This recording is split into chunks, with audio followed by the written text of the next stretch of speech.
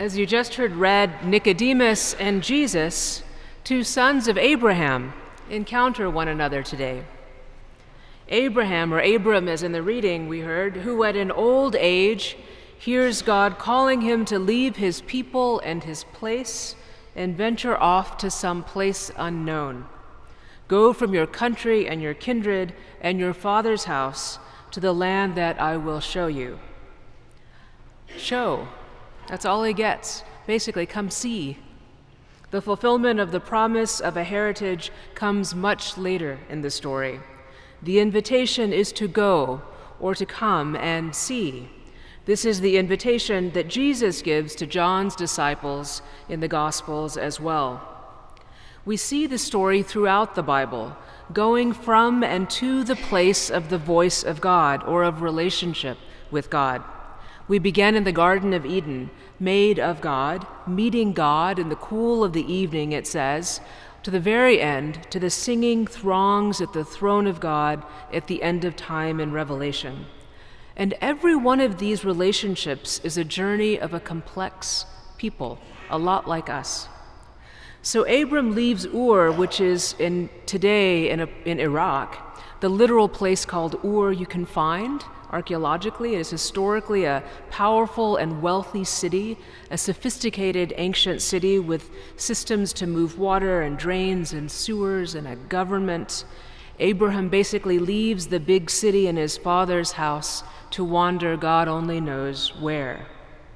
And we get very few other details, and because there are not many other details, it can contain everything. Every story that is to come in that text, including our own stories.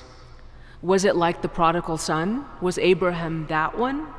Was what he was doing considered reckless? Did they worry how the old people would take care of themselves without him? Did he take with him the wealth they needed? Or was it hard to be in Ur back then? Had they been there long? Was the city failing? Was violence everywhere?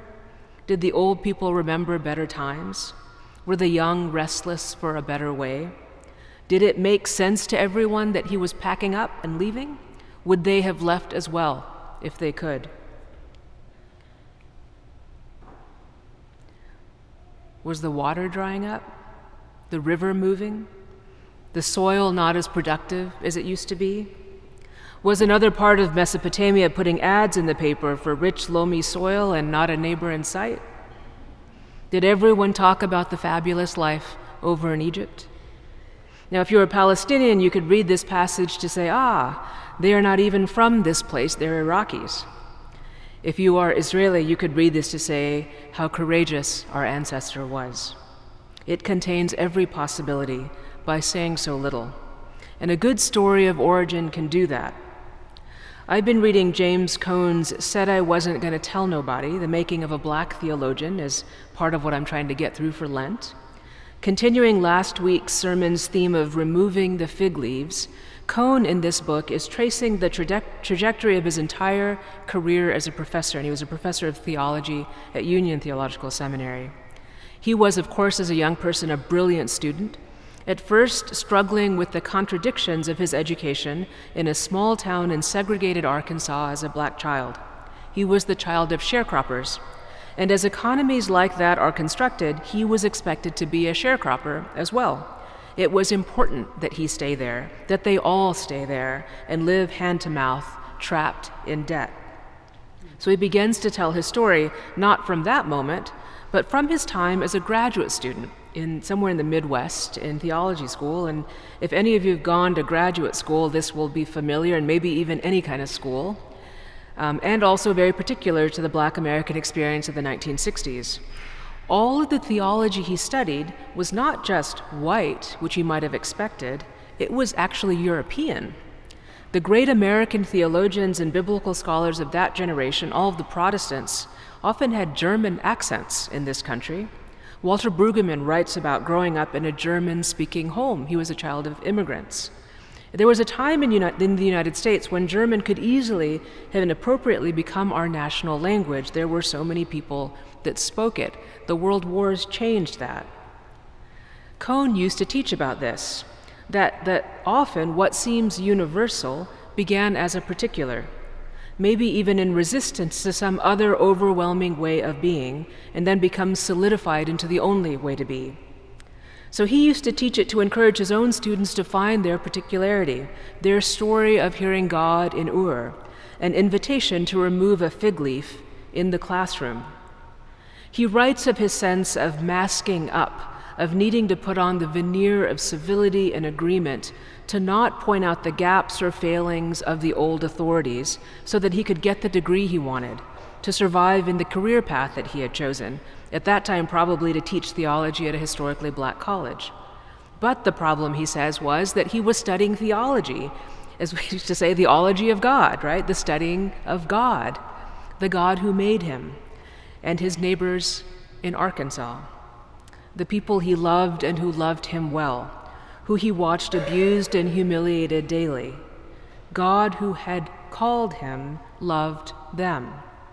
And so he writes of when the mask fell and when he put it back on, and when a mentor or friend could see him through that mask. It's what we would call today liberation, and it is what became to be called liberation theology that he wrote.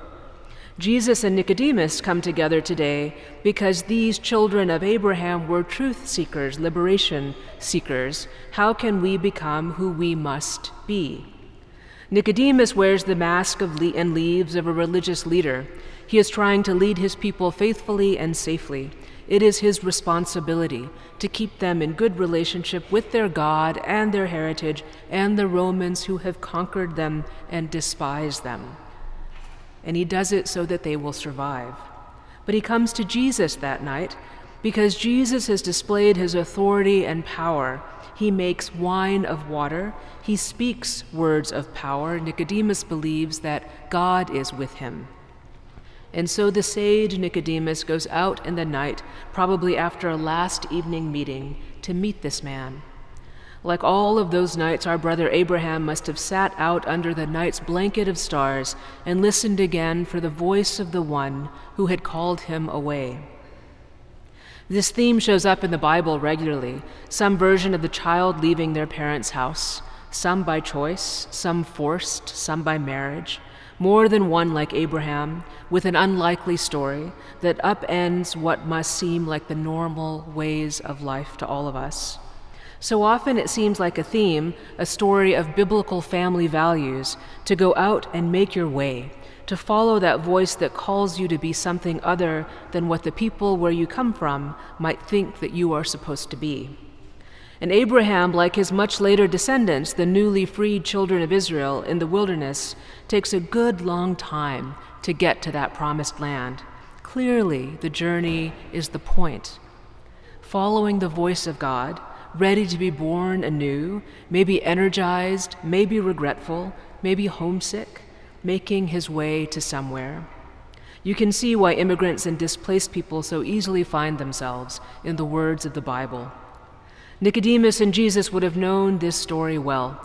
They must have talked about Abram their whole lives in the synagogue, sung songs about it just like we do, maybe had dreams about it, maybe even wondered that if they listened closely enough, would they hear God calling them, still calling their people? And as if answering that question today, Jesus takes the externalized question of where do we go, what do we do, and reorients it deeply inside to say, born again, we must be born again. Born, not baptized, not believe different or better, not study, not pray, but born. When we prepare the elements for communion, you will see us pouring a little water into the wine, an old practice from a time of thick wine back in the day, and also a symbol of Christ's side, pierced at his crucifixion, from which flowed blood and water. And you know that isn't what happens when you cut yourself. It invokes the flow of birth. Jesus, literally, in which we seek to be born again. Jesus, our mother, the saints have called her. As if to respond to, as Nicodemus incredulously asks, how would I squeeze myself back into or out of a womb? I am grown, Nicodemus says. But isn't it exactly what life is like? Just when you start to feel grown, swimming around in an environment you completely understand, you might have even mastered. You are at home. Something will come up from outside of you, right? Deep outside or deep within, or sickness or crisis. It is the way of our lives. What had been home becomes too confining, not enough answers there, too limiting. Or the floor falls out from what had been true. Sometimes out of nowhere something brings us to our knees, not sometimes, often. Or turns our heads just a little towards something else, and we are beginning to be remade. Sometimes we feel it in our bodies, like pressure everywhere on your body. Your shoulders even literally clench up, maybe raise up and fold in, and it seems like the pressure won't stop until there is light again, and maybe you need a tug of your head to get you to see it. But then, there it is, light, a brand new way to be, and the thrill of starting again. Is it not exactly what life is like? Born from above, over and over and over again, into a new sense of the depth of time, maybe of the generations before and beyond, maybe of your rootedness in the here and now in this place, also called life eternal. Jesus speaks this truth to Nicodemus today, and it is profound. If you cannot see what is of God in the world around you, to what we testify, to what we have seen in the real lives of us, how can I talk to you of spiritual things? Jesus says. We start here, Jesus tells Nicodemus. As a teacher in the community of Abraham's descendants, you must be born again, changed to be more than a subject of Rome, changed to be more than a descendant of an ancestor, changed to be a family of everyone who chooses to belong. That is the radical nature of Jesus' statement today. It is for everyone. Strangely, in this time in Christianity, some read these readings as exclusive, promising a particular future to Jews, a particular future to Christians. We can hear it as exclusive, but look closely at John. It says something else. It says, not by birth, not by someone else's vision for you, not by something you put on like a mask or clothing or leaves, but deep inside you like a birth, by your decision to join up, to be with us, to follow Jesus. We too join the traveling company of people who love Jesus, especially when their lives will challenge us. It will feel like being born again to an even more open-hearted faith, closer to the heart of God, closer to the heart of people. Dr. Cohn says of meeting Howard Thurman, who was, among many other things, Martin Luther King Jr.'s chaplain. He met him once, and he says he sat in awe, which rarely happened to him, across from the great patriarch of black spirituality, who tells him, he's a young man at the time, that he's doing a good job. Thurman says to Cohn, keep it up. People will tell you to stop, but don't. You have something to say. Cohn writes that it was a moment when his mask dropped. He wishes, he said, he had asked a lot more questions in that moment, but he was in awe. And I would add, maybe he was in awe because he had been seen for something he was not yet, but would become, and is today. Not hiding to survive, not an outspoken critic, but a guide for generations. So the gospel song, Said I Wasn't Gonna Tell Nobody, which is the title of his memoir, continues like this. Said I wasn't gonna tell nobody, but I couldn't keep it to myself, what the Lord has done for me. Let it be our song. In these harrowing times, let our John 3:16 be for liberation for all, not the chosenness of a few. Let us be the voices of a different way, inviting generations to come to freedom in Christ, fully informed by the realities of the world and the America that we live in right now. Maybe we can dream a world in which future generations do not need to flee what we have built to follow truly Jesus. But by our invitation and our welcome, seekers of love and freedom and justice and peace might find their way to an all-embracing God who loves this creation so much that he sends himself, packaged in vulnerability, to be born again.